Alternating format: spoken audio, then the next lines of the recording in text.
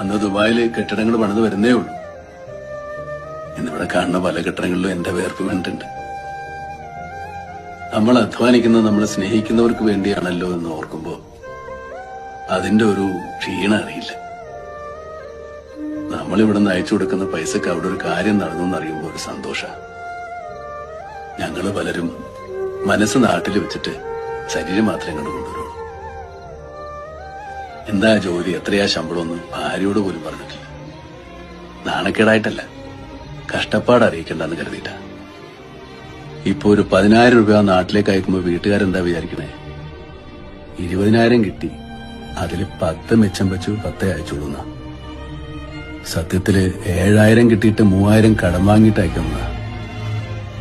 തിരിച്ചു കിട്ടുമെന്ന് കരുതി ആർക്കും ഒരു സഹായവും ചെയ്തിട്ടില്ല. തിരിച്ചു കിട്ടുമെന്ന് കരുതി കൊടുക്കുന്നത് സ്നേഹമല്ല.